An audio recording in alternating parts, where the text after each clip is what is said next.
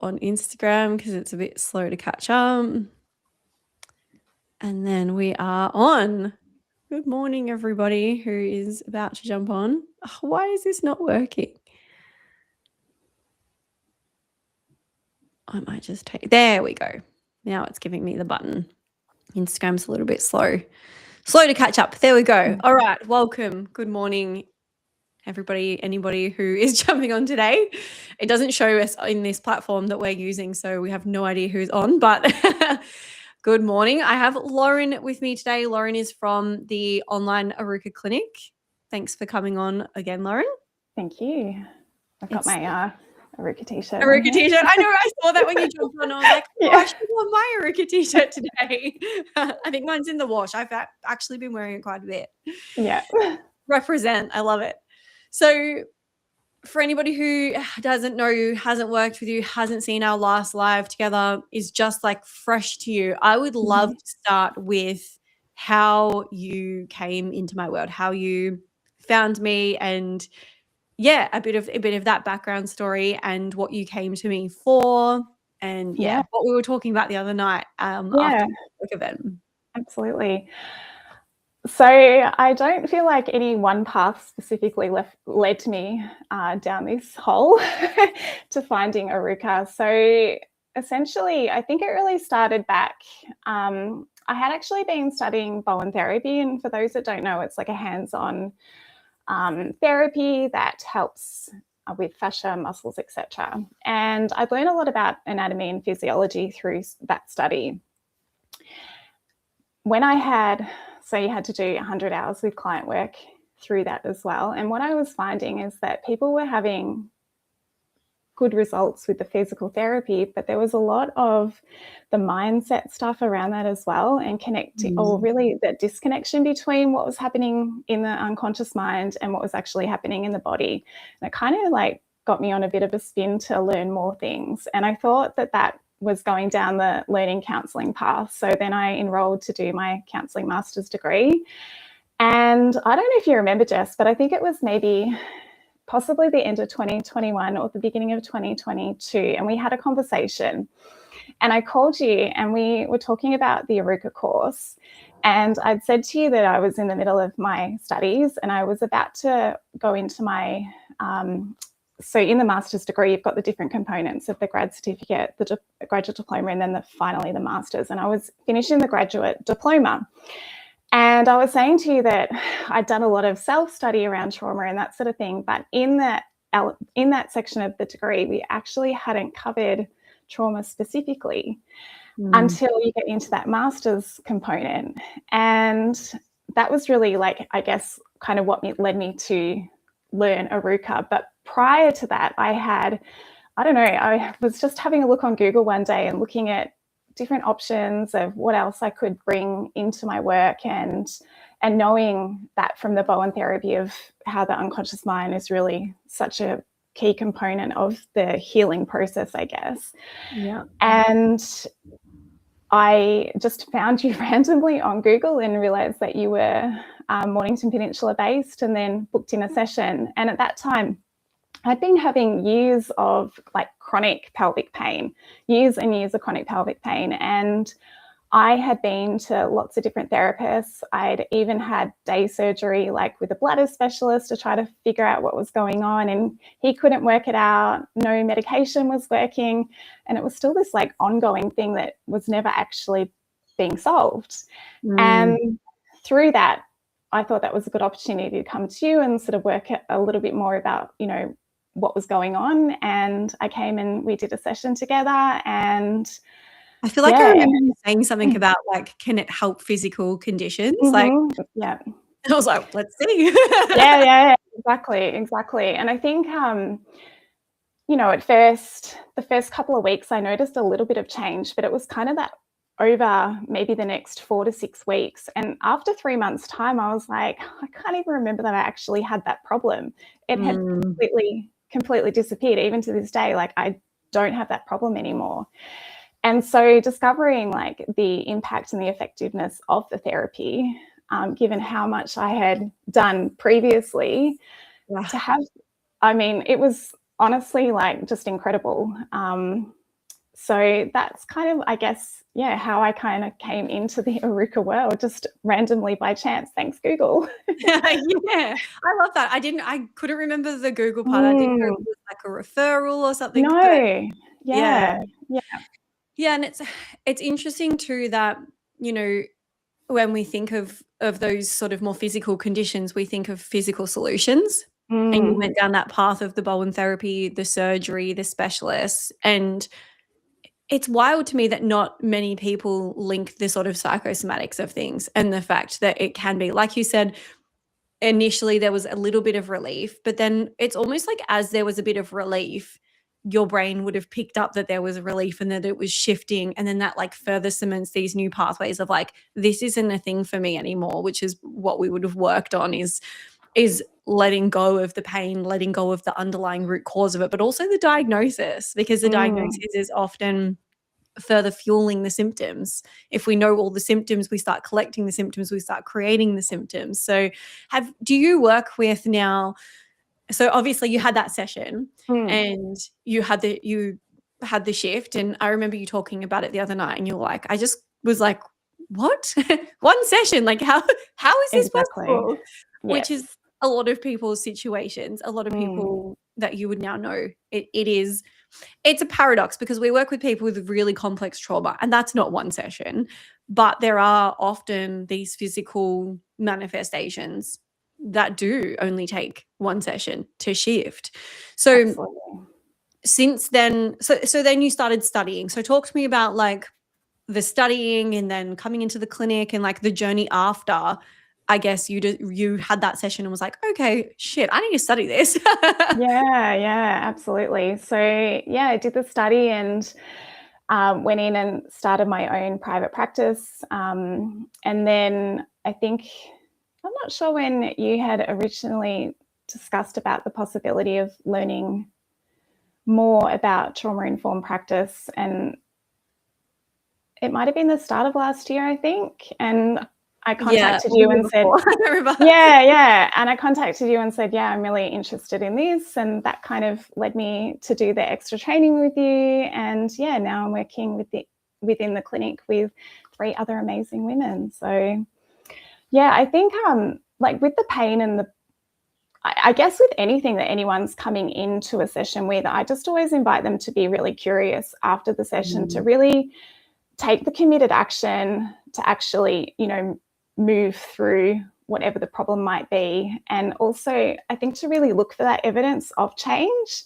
because it's in those micro moments that start to accumulate over time. And then, maybe 4 weeks later, you realize that the change actually is happening. So I often find as well that people used to book in a session 2 weeks later or 3 weeks later, 4 weeks later, and they would come back and I'd be like, so how have you been going since the session? And they're like, oh, I don't know if I really noticed much of a change. And I'm like, oh, okay. And you read back the list and you're like, so are you still having obsessive intrusive thoughts? Are you still having this pain? Are you still having this? Are you still ruminating? Oh, no, none of that anymore.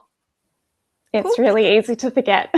It's easy to forget because you just want to be past it and you just want to forget that even happened. And so sometimes we don't even realize how much. Whereas with physical pain, it's quite different. With physical pain, there is like a noticeable, like, oh, that's not there anymore.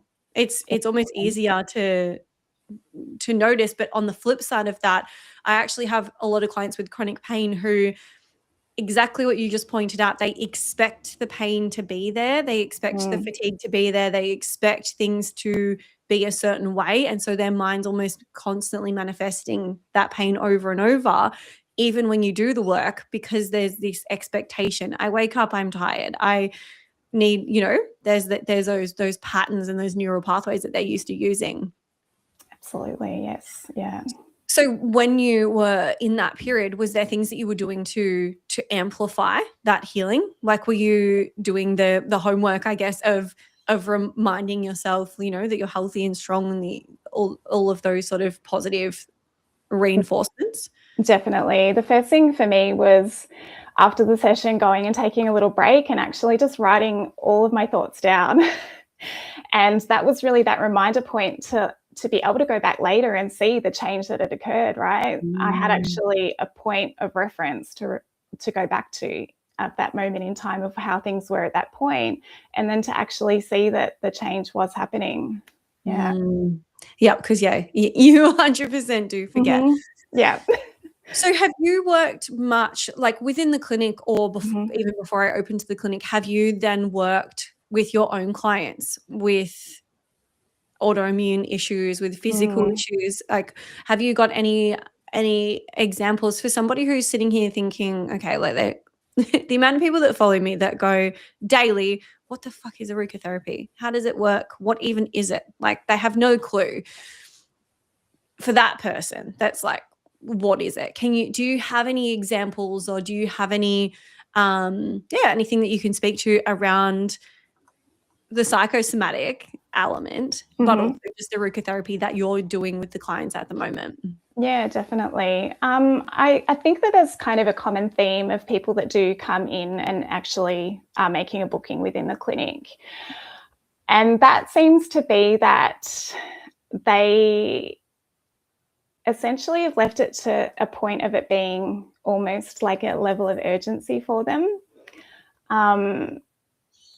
They've been stuck in this way. They know that things aren't quite right. They do want things to change, but actually even taking that step forward to make the booking can be difficult. And by that stage, when something does tip them over to actually make the booking, they are kind of feeling that level of urgency and pressure. And sometimes when you're in that state as well, everything's kind of amplified within the body as well. So I guess I'll just talk generally about a number of clients that have come through. It is very common for women that have booked through the clinic to be experiencing physical pain within their body, whether it's migraines, those autoimmune conditions, etc. Lots of different things that come through.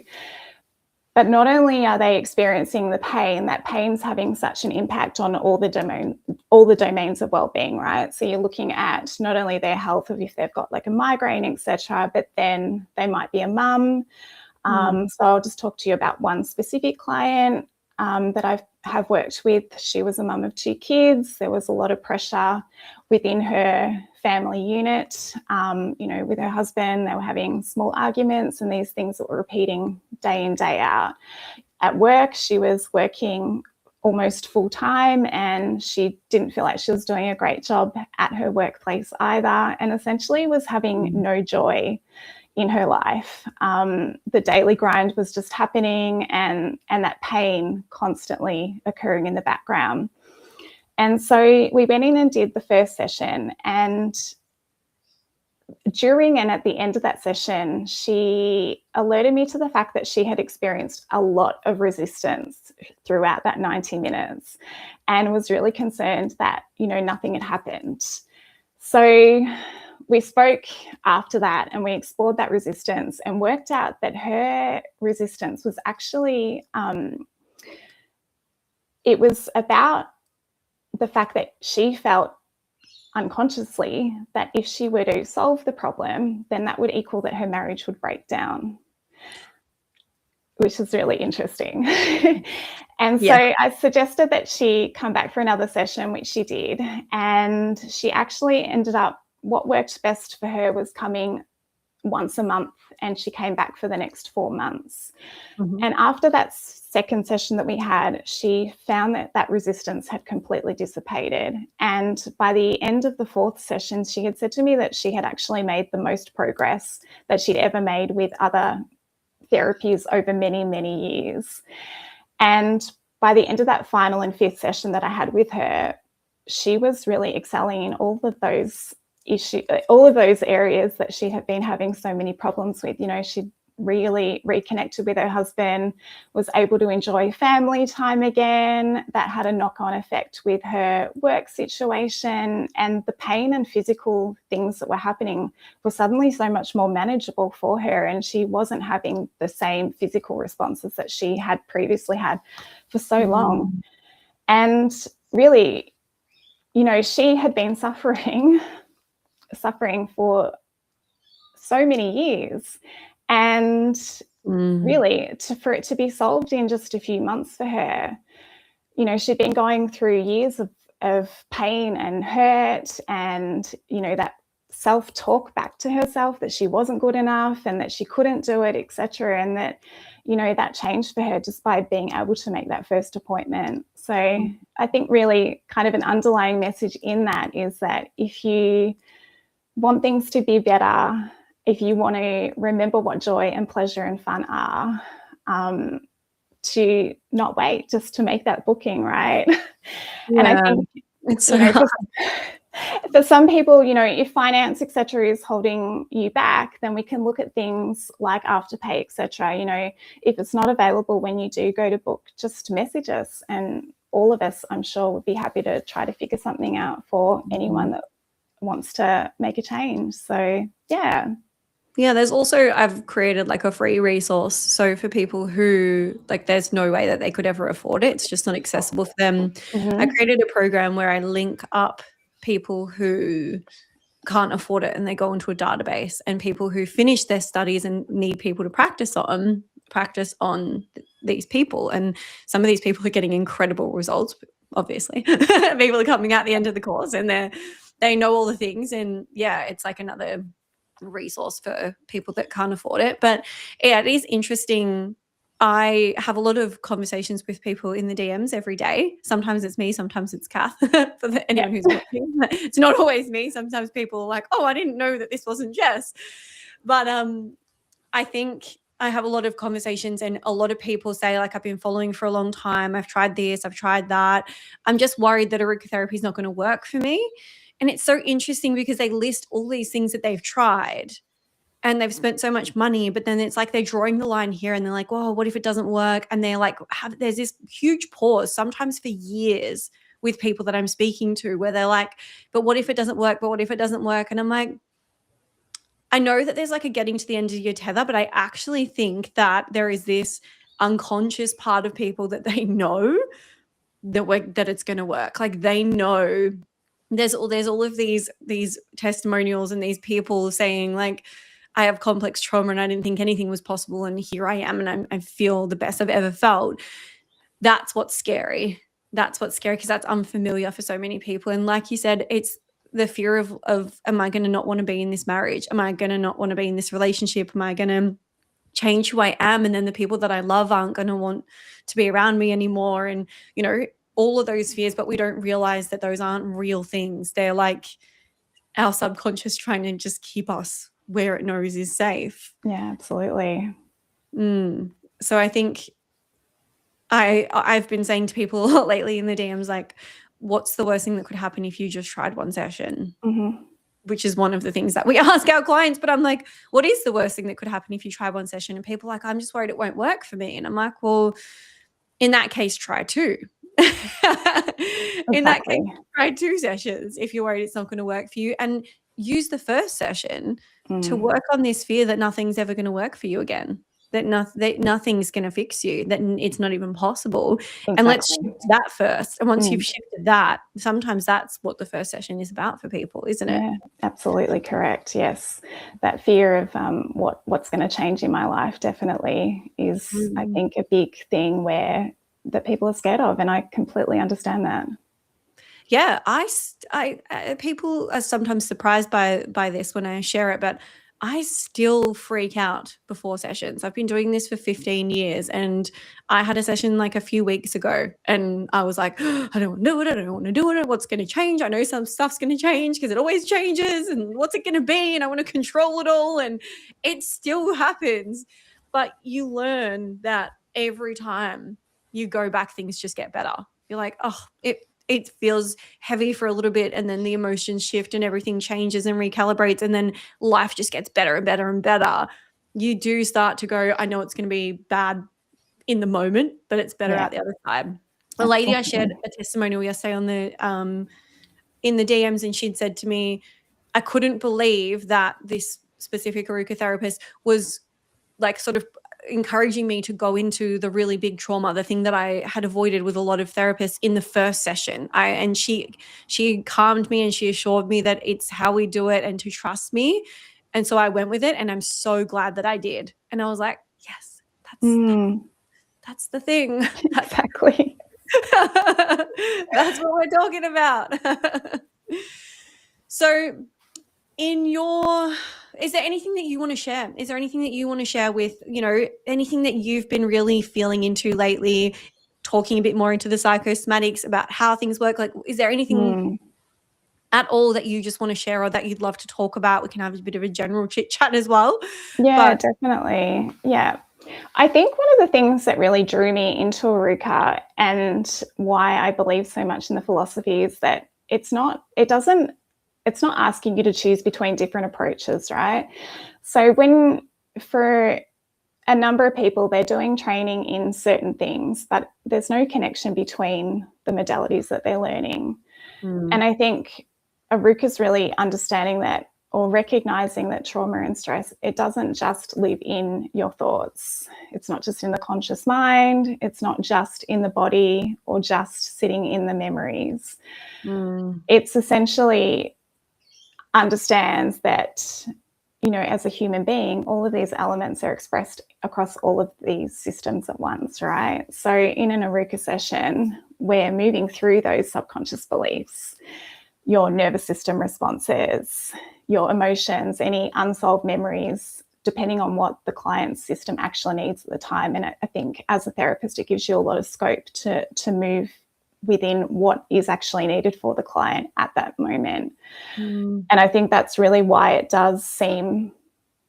is so effective, is because we're not just talking about the problem, we're working within those layers that continue to maintain it. In any kind of problem that a human does go through, whether it's trauma, stress, whatever has happened in their background, your thoughts, of course, they're involved. Your nervous system, it's involved. The emotions that you're feeling every day about things, the belief that you have about yourself, and really, essentially healing, although I don't really particularly like that word healing, because I feel like that it gives you a concept that you're broken, which I don't believe that is true. But for lack of a better word, that healing, I believe that it does need to involve all of those different layers to actually have a better outcome at the end of the day. Yeah. So, yeah. It definitely does. And I think that's where the industry has thrived so far, is that people go from one practitioner and they spend, thousands and months with that practitioner, and then they feel better, but they're like, there's still this thing, and they go to the next practitioner, and they're piecing it together themselves. And the amount of people that say to me, I've spent 10 years trying to piece it all together, and it sounds like what you do is piecing everything that I've done together. I'm like, yeah, because that's what I did. And I think it definitely is a deeper approach, getting to those, one lady I was speaking to yesterday, again in the DMs, and she was saying that she's like, is it going to help me break the patterns? Because I've read the books. I know all the things. I'm very self-aware. Oh, sorry. Don't know what's happening with my throat here. She's very self-aware, like so many people, like has read all the books, knows all the things, has done a lot of talk therapy. And she was like, there's two that come to mind. And they're like, I know if somebody sits across from me one more time and tries to help me see my patterns, I'm going to lose my mind, because I know my fucking patterns. I know my attachment style. I know why I'm doing what I'm doing, but can you actually help me to stop it? Because when I get triggered, when I get in a relationship, when I get broken up with, rejected, a new job, whatever, I'm not reacting as therapy self. I'm reacting as someone else. And it's like, yeah, because therapy is just touching your conscious level. It's not getting deeper. And so I often say to those people, this is exactly that. It goes to those deeper layers. It changes the patterns. It gets down to the roots. And then they're like, yes, this is exactly what I want. Bye-bye. And then they don't come back, because that's scary. And so I feel like it's that it just takes a brave moment. I spent a whole year talking about bravery, because I just think it takes courage and it takes a brave moment to be like, oh, I know that this is a bit scary and it's going to be a bit uncomfortable, but I'm just going to fucking do it. Absolutely. And I'm sure that for every client that comes in through the clinic, comes out the other end understanding that they're held with a really compassionate therapist. So We're here, we Absolutely. understand, we know, we've been through it ourselves. Oh, yeah. I'm just gonna scroll back through to just check no one's asked any questions. Nope, all good.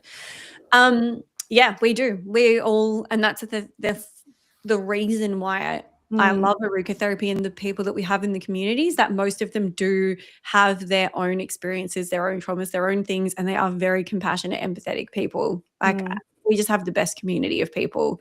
There's no ego. There's no people trying to outdo each other. It's just everybody just genuinely wants the best for their clients. Yeah.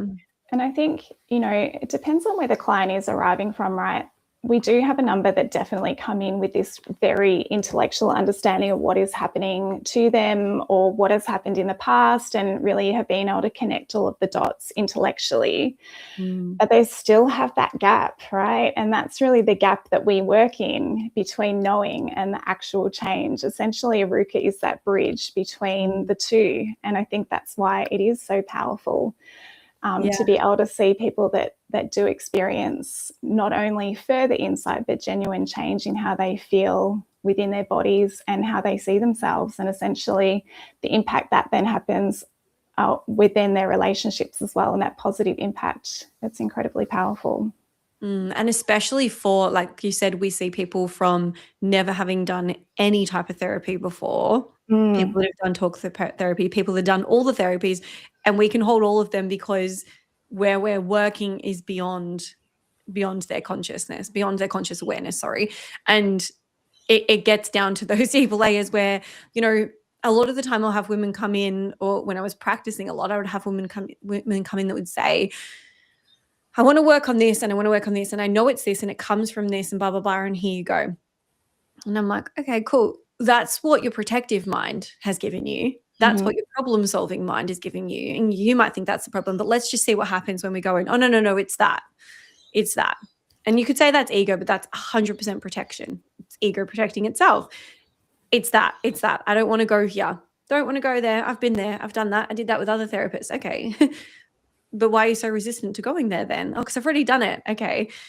And you eventually find that they haven't done it well, or they've just scraped the surface of it, or because what our mind tells us is the problem is very rarely the problem. Like, how many times have you gone into a session with somebody where what they think is the problem is actually the problem? It's just not, because that's our mind protecting us. We're trying to solve it up here, but it's like so much deeper. That's it. Yeah, I think also I just wanted to mention, Jess, that even if people are feeling that resistance to booking or that concern or worry, or, their mind's telling them to go one way rather than the other, I think just reminding people that I'm sure that you've had this experience as well. This was my personal experience in doing sessions, and it is my experience when working with people too, is that at the end of the session, they're not feeling activated at all. In fact, they're saying the complete opposite. You're often, in fact, almost 100% of the time, you're hearing the words, I feel really calm. I feel really relaxed. Lighter. I just feel lighter. Lighter, exactly. Being able to let things go. And so whilst it might be really, worrying to you to actually go ahead and make the booking, just knowing that that's sitting at the end of that 90-minute session. Yes, 100%. I think a lot of people say, I'm feeling a bit tired, but I just feel this lightness. Like, you get this fatigue, but there is this lightness to it. And it's this relief. Yeah. Because and that's the thing, you don't know until you try it, which is the most annoying thing. But like, you don't know until you try, but it's that feeling of like, I'm not carrying something with me anymore. And you know that it's gone. And that's a lot to do with the method. There's a lot that we do in the method that helps the subconscious mind to understand and trust and believe that it's gone. But pairing that with the body, we're regulating the nervous system throughout, which is why they have the lightness at the end. Like, there's so much that's gone into this method to make sure that we're not leaving people traumatized. We're not going, oh, we're in the middle of a memory, but your 50 minutes is up. Sorry, we're just going to come out of that. We'll see you in a week's time and let them spiral. We're closing things off. It's my number one rule for anybody who's worried about having a session and going into something and leaving it open and it feeling worse. We close it off. We only go into what we can complete that day. So we close it off, and that's why you feel lighter, because we're regulating, because we're releasing, because we're removing, we're fully completing the cycle. Yeah, absolutely. Yep. Well, the link's on there for anybody. Hopefully there's some people who are ready to jump in after this, because it's very constant in my DMs every day. There is and we've seen that on the notifications on the landing page too. We've talked about it in the group chat for the clinic. There's hundreds of people looking every day and half filling out the form and abandoning, and half filling out and abandoning. And that, what stops you is fear. And Absolutely. It's fear and it's protection. And honestly, it only gets better out the other side. We're both evidence of that. Yeah, that's it. You don't need to continue suffering. There is ways of helping yourself. And I think by clicking that button and going and following through and making that booking is how you can get to the other side. Absolutely. Well, thank you so much. We'll just almost bang on half an hour, so we'll leave it there. For anyone that watches the recording all the way to the end, that is an OG person. Hopefully they have hopefully that someone watches this and is like, okay, I'm going to be brave, and they do it. Absolutely. So for anyone that wants to book, there is a link on this live at the moment. I'll pop a link on all of the clips that we make with Lauren, and on this live, you can also find it in the bio. It's everywhere. So yeah, Lauren is in the online clinic on my website, one of the 4 lovely ladies that are in there that you can book with. So yeah, hopefully you see some new faces coming through, some brave people. We welcome them with open arms. Every time. Thank you so much, Lauren. Thank you. Thanks, Jess.